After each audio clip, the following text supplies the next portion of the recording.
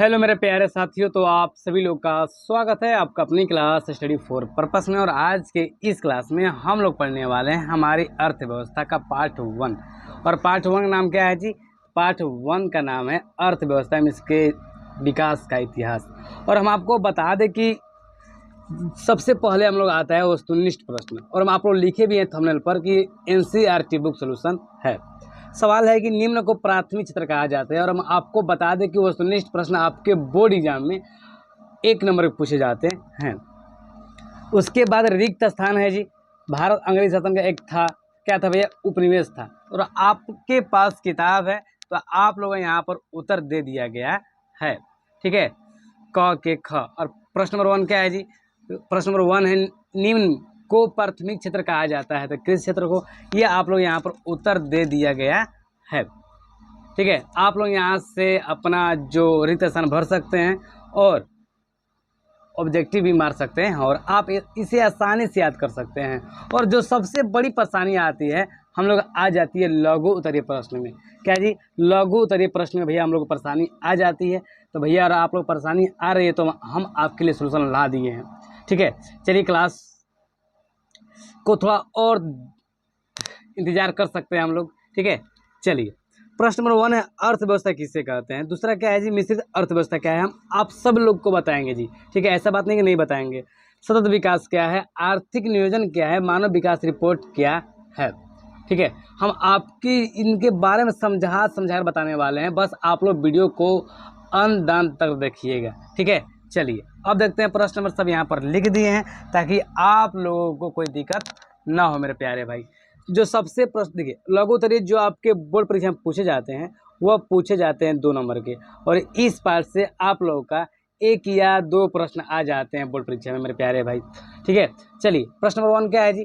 प्रश्न नंबर 1 है अर्थव्यवस्था किसे कहते हैं। सबसे पहले भैया प्रश्न नंबर 1 क्या है? अर्थव्यवस्था किसे कहते हैं। जैसे आप पढ़ाई करें इकोनॉमी, मतलब इकोनॉमी का हिंदी जो होता है वो होता है अर्थव्यवस्था। तो भैया अभी हिंदी पढ़ रहे थे, सबसे पहला सवाल आ जाता है अर्थव्यवस्था किसे कहते हैं। देखिए अर्थव्यवस्था उस तंत्र को कहते हैं जिसके तहत विभिन्न प्रकार की आर्थिक क्रियाएं की जाती है, ठीक है। भैया आर्थिक क्रियाएं क्या होती है?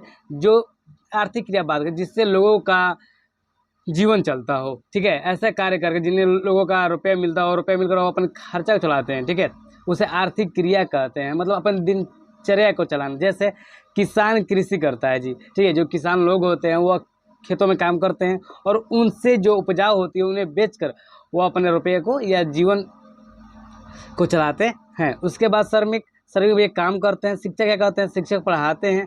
वैसे वकील न्याय देने में हम लोग का सहयोग करते हैं। तो ये जो सारी क्रियाएं हैं, ठीक है, उसे हम कहते हैं अर्थव्यवस्था। तो अर्थव्यवस्था आप लोग समझ गए। अर्थव्यवस्था उस तंत्र को शासन भी कह सकते हैं, उस तंत्र या तंत्र को कहा जाता है जिसके तहत विभिन्न प्रकार की, मतलब एक नहीं अलग अलग प्रकार की आर्थिक क्रियाएं की जाती है, ठीक है। लोग काम करके पैसे कमाते हैं, उससे अपना जीवन चलाते हैं, उसे अर्थव्यवस्था कहते हैं। क्लियर हो गया आप लोग? चलिए उसके बाद मेरे प्यारे भाई प्रश्न नंबर 2 है। ये VBI प्रश्न है जी मेरे प्यारे, VBI प्रश्न है।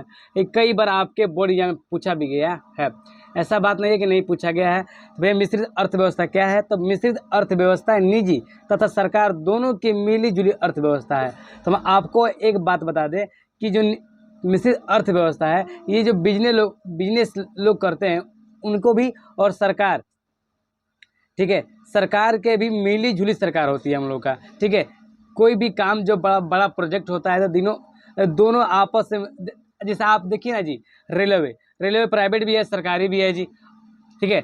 इसमें कुछ लोग भी रुपये मिलाए हैं और सरकार भी अपने सहयोग किए हैं। मतलब दोनों का मेल से जो अर्थव्यवस्था की क्रियाएं होती है ना, उसे हम कहते हैं मिश्रित अर्थव्यवस्था। और हम यहाँ पर लिखे भी हैं मिश्रित अर्थव्यवस्था निजी तथा सरकार दोनों की मिलीजुली अर्थव्यवस्था है। ऐसी अर्थव्यवस्था में पूंजीवादी मतलब क्या होता है? जिसके पास पैसा हो, और समाजवादी जो समाज के लिए करते हो, ठीक है, जिस सरकार समाजवादी, दोनों अर्थव्यवस्थाओं का मिश्रण ही मिश्रित अर्थव्यवस्था कहलाती है। तो भैया आप लोग जब इसे लिख रहे हैं तो आप अपने भाषा में समझ कर इसे याद कर लीजिएगा। ये राटा मत मारिएगा, आप बहुत गलती काम करते हैं, राटा मार लेते हैं। चलिए अब देखते हैं प्रश्न नंबर 3 को जी। प्रश्न नंबर 3 है सतत विकास क्या है। और आपको हम एक शॉर्ट कट में बताएं तो भैया हो जाएगा, निरंतर चलने वाली विकास की प्रक्रिया को सतत विकास कहते हैं। ये आपका शॉर्टकट हो गया। और आप इसे लिख सकते हैं, तो क्या लिखेंगे भैया, निरंतर चलने वाली विकास की प्रक्रिया को सतत विकास कहते हैं।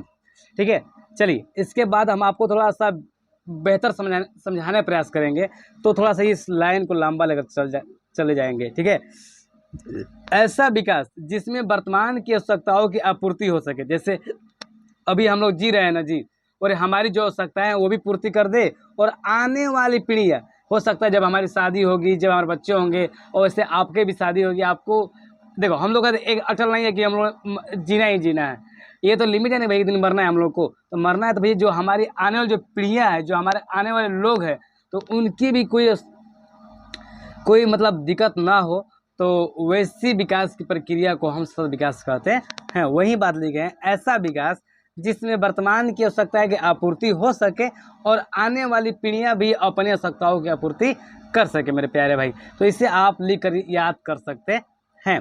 चलिए अब देखते हैं प्रश्न नंबर 4 को जी। प्रश्न नंबर 4 है भैया, आर्थिक नियोजन क्या है। भैया आर्थिक नियोजन आप समझिए, आर्थिक नियोजन मतलब क्या होता है भैया। आर्थिक नियोजन का अर्थ होता है राष्ट्र की प्राथमिकताओं के अनुसार देश के संसाधन का विभिन्न विकासात्मक कार्य क्रियाओं में प्रयोग करना ही आर्थिक नियोजन कहलाता है। इसका मतलब यह हुआ कि राष्ट्र जो हमारा देश है, इनकी प्राथमिकताओं में सबसे पहला जो कार्य है वह है देश के जो संसाधन है ना, वो लोगों के विकास के लिए कार्य, लोगों के विकास के काम में आए। ठीक है, उसे हम क्या कहते हैं, आर्थिक नियोजन कहते हैं। और हम विश्वास है कि अगर आप लोग इसे लिख कर 2 बार लिखिएगा ना, आप लोग ऑटोमेटिक याद हो जाएगी मेरे प्यारे भाई। ठीक है, अब चलते हैं अगले प्रश्न। अगला प्रश्न क्या है जी, मानव विकास रिपोर्ट क्या है। भैया यह प्रश्न कुछ कहिए मत, और आर्थिक नियोजन भी महत्वपूर्ण था और मानव विकास भी महत्वपूर्ण है मेरे प्यारे भाई। मानव विकास रिपोर्ट क्या है, ठीक है, तो मानव विकास रिपोर्ट एक संयुक्त राष्ट्र विकास का कार्यक्रम का हिस्सा है। मतलब जो मानव विकास रिपोर्ट है, ये थोड़ा सा आगे आपको बताएंगे। ठीक है, ये राष्ट्र के मतलब देश के हित के लिए काम किया जाता है। हित मतलब देश के लाभों के लिए, मतलब ये बनाया जाता है। जिस प्रकार से आप हॉस्पिटल में जाते हैं ना, तो आपकी कोई रिपोर्ट नहीं बनती है, क्या हुआ है क्या नहीं हुआ है, तब आप अंदर जाते हैं। ठीक इसी प्रकार से मानव विकास रिपोर्ट भी है। मानव विकास रिपोर्ट एक संयुक्त राष्ट्र विकास कार्यक्रम का एक हिस्सा है। विश्व के विभिन्न, बात समझिए, विश्व का विभिन्न देशों में, खासकर विकासशील देशों के तुलनात्मक शैक्षिक स्तर, शैक्षिक मतलब क्या होता है, शिक्षा के स्तर से या स्वास्थ्य की स्थिति से, मतलब नई लोगों का तबियत खराब हो जाता है, हेल्दी आपको रिपोर्ट कर सकते हैं। ठीक है, स्वास्थ्य की स्थिति से या प्रति व्यक्ति आय, मतलब एक व्यक्ति की आय कितनी है को ध्यान में रखकर जो रिपोर्ट तैयार किया जाता है, उसे मेरे प्यारे भाई मानव विकास रिपोर्ट कहते हैं। और आप लोग इसे आसानी से लिख सकते हैं। और हमें विश्वास है कि हम जितनी बात आप लोग पढ़ाएं और जितनी बात अब आप लोगों को समझाएं, हमें विश्वास है कि आप लोग कंप्लीट समझ में आया होगा। ठीक है, और इसके बाद हमें नहीं लगता है ना आपको कोई दूसरा वीडियो देखने की जरूरत पड़ेगी। ठीक है मेरे प्यारे भाई, और जल्द ही इसका हम लाने वाले हैं पार्ट 2, और ये हम लोग का पार्ट 1 है। पार्ट 2 में हम आप लोग का दीर्घ उत्तरीय प्रश्न बहुत ही शॉर्टकट में और आसान भाषा में आपको ये ला देंगे। ठीक है, और आपको क्लास अच्छा लगा होगा तो आप लोग चैनल सब्सक्राइब कर सकते हैं, और क्लास खराब लगा होगा तो आप लोग नहीं कर सकते हैं। ठीक है, लेकिन हाँ, पढ़ाई आप लोग जारी रखिएगा मेरे प्यारे भाई। ठीक है मेरे प्यारे भाई, चलिए धन्यवाद। अब मिलते हैं अगले क्लास में।